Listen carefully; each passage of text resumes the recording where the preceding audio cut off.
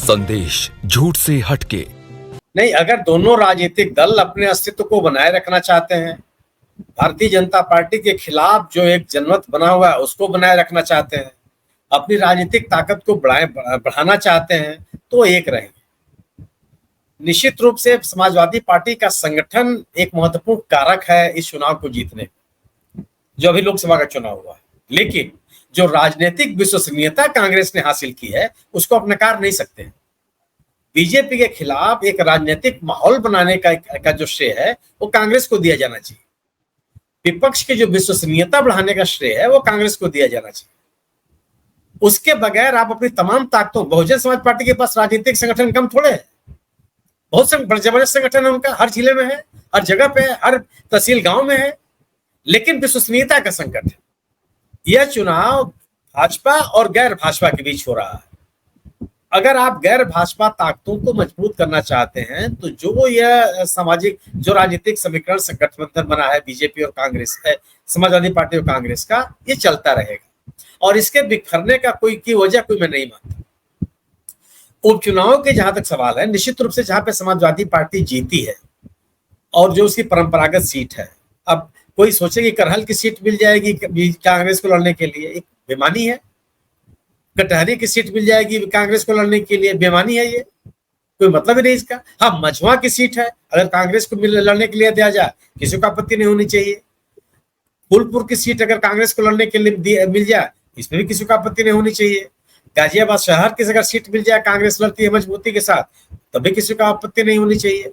माने वो इलाके जहां पे समाजवादी पार्टी सांगठनिक रूप से तो मजबूत है लेकिन राजनीतिक रूप से उतनी मजबूत नहीं है जितना कांग्रेस के साथ है, तो उसको देने में कोई आपको भी नहीं होना चाहिए किसी को। और मुझे लगता है कांग्रेस कहेगी भी नहीं कि जहां पे जो स्ट्रांग होल्ड समाजवादी पार्टी का वो सीट दे दी जाए। मिल्कीपुर की बात की गई, आप जीत नहीं जीतेगी। मिल्कीपुर तो कभी बीजेपी नहीं जीती। आप सोचिए ना कि वहां पे मित्रसेन यादव कम्युनिस्ट पार्टी के उम्मीदवार के रूप में जीत चुके हैं और देश प्रसाद जी तो अब जाके लड़ने लगे, सोहावल के विधायक होते रहे हैं उसी फैजाबाद जिले से। अब जब वो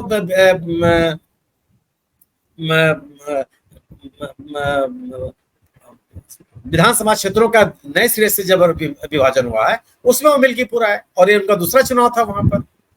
तो मित्रसेन यादव के लड़के हमेशा से काबिज रहे। अम्बेडकर नगर जिले में तो पिछले 2 चुनावों से एक भी सीट बीजेपी को नहीं मिल रही है। बहुजन समाज पार्टी या समाजवादी पार्टी जीत रही है वहां। कटहरी सीट पर लगातार या तो बीएसपी जीती है या समाजवादी पार्टी जीती है। बीजेपी का खाता भी कभी नहीं खुला वहां पर, कहां से आ जाएंगे।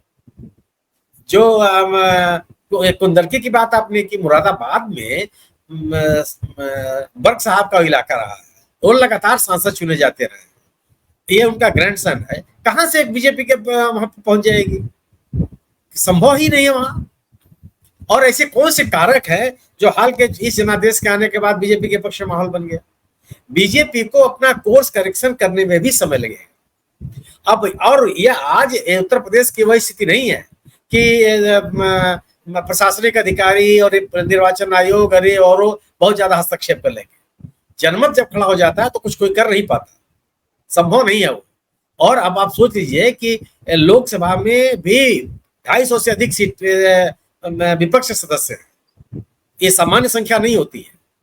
तो जो विपक्ष की मजबूती है, जनादेश का जो माहौल है, बीजेपी का मुकाबला कर रहे जो राजनीतिक दलों का संगठन है, जिस तरह का जनादेश है, वह साफ साफ संकेत करता है कि कांग्रेस और समाजवादी पार्टी का उत्तर प्रदेश में गठबंधन जारी रहेगा। बीजेपी की एक सामने जो राजनीतिक 34 गठबंधन ने प्रस्तुत की है वो बनी रहेगी और बीजेपी को अपनी खोई जमीन वापस लेने में बहुत मेहनत करनी पड़ेगी जब तक वो गवर्नेंस के इशू पर अपने आप को नहीं लौटाती है, क्योंकि उसके जितने परंपरागत इशूज हैं वो सब फेल कर गए, चाहे वो हिंदुत्व का हो और चाहे वो राम मंदिर का। जी, अगर हम इन पर्टिकुलर 10 सीटों की बात करें, जैसा कि आत्मजीत जी ने अभी कुछ सीटों का बताया भी, उसमें 2022 की तुलना में किन सीटों पर भारतीय जनता पार्टी कमजोर हुई है या एनडीए कमजोर हुआ है, जो 10 सीटों पर चुनाव है, और कितना कमजोर हुआ है अगर लोकसभा चुनावों के मद्देनजर उसको कंपेयर करें तो? बहुत कमजोर हुआ है। अगर आप लोकसभा के परिणाम देखिए तो इनमें ही आपको समझ में आ जाएगा कि जिन जिन संसदीय क्षेत्रों के सेगमेंट है, उन संसदीय क्षेत्रों में ही इन सभी विधानसभा क्षेत्रों में भारतीय जनता पार्टी का मत प्रतिशत गिरा है, बल्कि वो हार गए हैं। ये स्थिति बनी है। कोई ऐसा सेगमेंट नहीं है जहां पे बीजेपी का वोट बढ़ा हो, इंक्लूडिंग गाजियाबाद सदर। जो 2022 के विधानसभा चुनाव में जितनी बढ़त थी बीजेपी की गाजियाबाद सदर सीट पर, लोकसभा के चुनाव में उसी उम्मीदवार को उसके जो मतों की संख्या है वो गिर गई है, और अच्छी खासी गिरी है। तो कोई भी ऐसा असेंबली सेगमेंट नहीं है जहां पे बीजेपी ने बढ़त दर्ज की। घटा है हर जगह, और बहुत उल्लेखनीय तरीके से घटा है। तो और जब आप उसी क्षेत्र में चुनाव हो रहा है, जैसे मिर्जापुर की सीट है, मिर्जापुर की सीट लोकसभा सीट में ही मजमा की सीट आती है। किसी तरह से अनुप्रिया पटेल जीत पाई है वहां, किसी तरह से। और बगल की सीट उनके रावर्स के हार गई है। मजमा से सटी हुई सीट है, चंदौली की सीट हार गई है बीजेपी। तो एक बीजेपी के खिलाफ माहौल बना है, वो एक बड़ा कारण होगा। और जो निषाद पार्टी के जो उम्मीदवार थे लोकसभा में, वो हार गए। तो एक हारे हुए मन से एनडीए के उम्मीदवार चाहे बीजेपी के उम्मीदवार मैदान में आएंगे, जबकि जनादेश प्राप्त करके और पहले नंबर का गठबंधन और पहले नंबर की पार्टी होने के एक आत्मविश्वास के साथ इंडिया दल समूह या समाजवादी पार्टी मैदान में उतरेगी।